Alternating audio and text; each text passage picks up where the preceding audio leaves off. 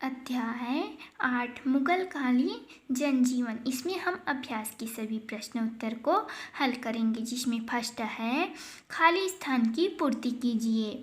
पहला, मुगल काल में शासन का सुरक्षा खाली स्थान होता था। कौन होता था? बादशाह। मुगल काल में शासन का सुरक्षा बादशाह होता था। दूसरा है मुगल काल में छत्तीसगढ़ में खालिस्तान वंश का शासन था। किसका शासन था? कलचुरी वंश का शासन था। मुगल काल में छत्तीसगढ़ में कलचुरी वंश का शासन था।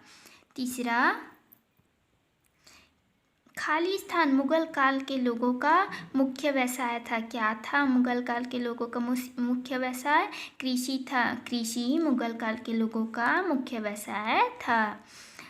चौथा है दिल्ली के लाल किला का निर्माण खालिस्तान ने करवाया था। किसने कराया था? शाहजहां ने कराया था। दिल्ली के लाल किला का निर्माण शाहजहां ने कराया था।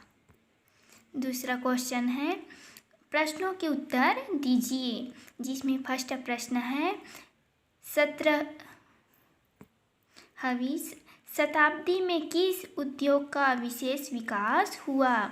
उत्तर है 17वीं शताब्दी में कपड़ा उद्योग का विशेष विकास हुआ। कौन से उद्योग का विशेष विकास हुआ? कपड़ा उद्योग का विशेष विकास हुआ।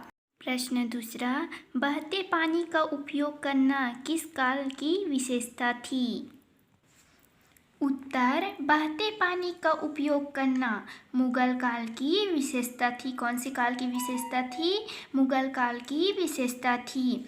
प्रश्न तीसरा है बादशाह अकबर की राजधानी कहाँ थी? उत्तर है बादशाह अकबर की राजधानी फतेहपुर सीकरी थी। कहाँ थी? फतेहपुर सीकरी थी।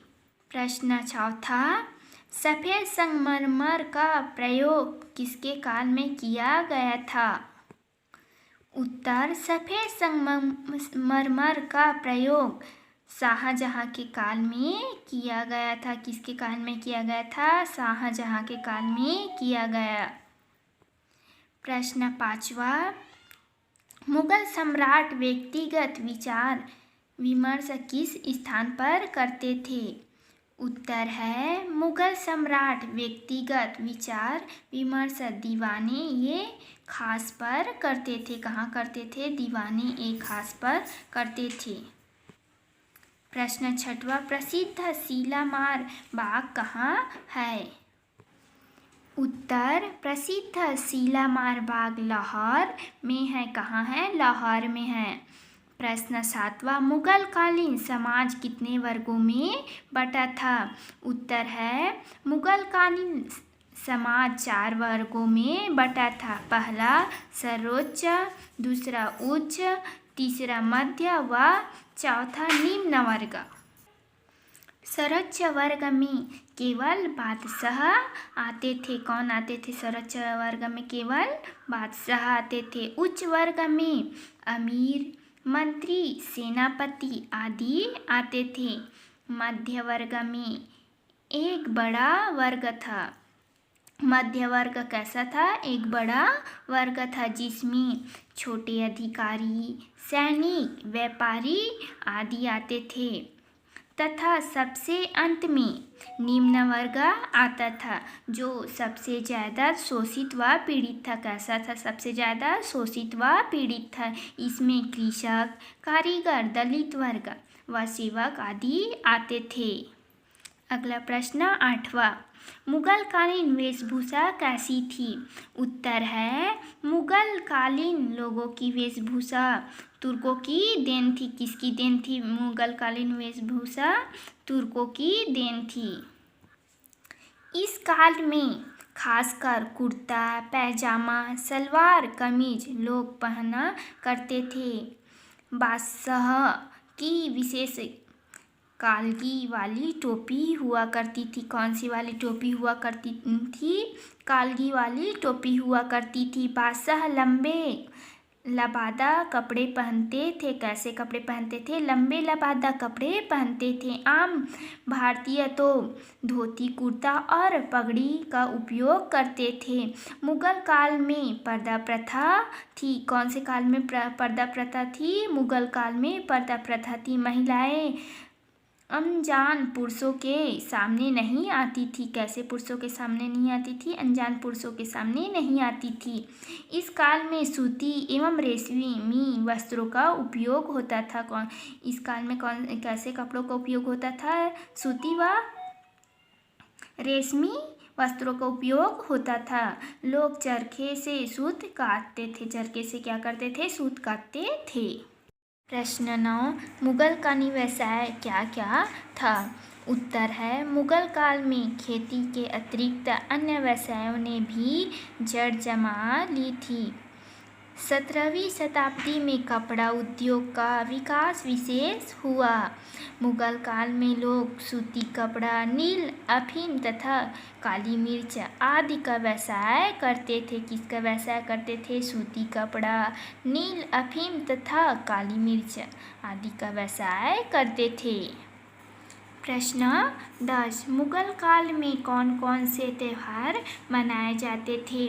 उत्तर है, मुगल काल में प्रमुख त्यौहार थे दशहरा, दीपावली, होली, ईद, नौरोज, मुहर्रम आदि। अकबर के समय सभी प्रमुख हिंदू व मुस्लिम त्यौहार दरबार में ही मनाते थे। किस में ही मनाते थे? हिंदू व मुस्लिम त्यौहार दरबार में ही मनाए जाते थे। इसमें बादशाह भी शामिल होते थे। प्रश्न 11, मुगल काल में छत्तीसगढ़ में सामाजिक एवं धार्मिक स्थिति का वर्णन कीजिए।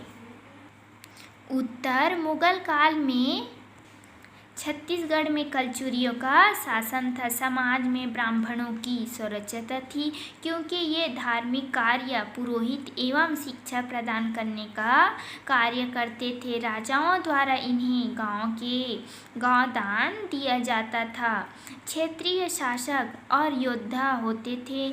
शेष अन्य वर्गों को भी समाज में उच्च स्थान प्राप्त था। इस तरह छत्तीसगढ़ में सामाजिक भेदभाव नहीं था। हिंदू और मुसलमान पुरुषों की पोशाकें आमतौर पर एक जैसी ही थी। शहर एवं गांव में लोगों के पहनावे में सामान्य अंतर था। छत्तीसगढ़ में मेले एवं त्योहारों का विशेष महत्व था। मुगल काल में ही छत्तीसगढ़ में कबीर पद का आगमन दामाखेड़ा केंद्र से हुआ, जिससे यहाँ का जनजीवन प्रभावित हुआ। प्रश्न 12, मुगल कालीन स्थापत्य कला की विशेषताएं बताइए। उत्तर, मुगल काल में भारतीय वास्तुकला में अद्वितीय प्रगति हुई। मुगल कालीन वास्तुकला में पारंपरिक भारतीय कला तथा ईरानी व मध्य एशियाई कला का सुंदर मिश्रण दिखाई देता है। इमारतों का अनुपात भव्यता तथा सुंदरता और इमारतों के चारों ओर उद्यान इस कला की विशेषता है। ऊंचे चबूतरे पर बनी इमारतों के निर्माण में लाल एवं सफ़ेद संगमरमर के पत्थर, फूल पत्तों की नक्काशी, इमारतों के पत्थरों में नक्काशीदार जाली, दोहरे गुंबद, अर्ध गुंबद आदि मुगल कालीन स्थापत्य कला की विशेषताएं हैं।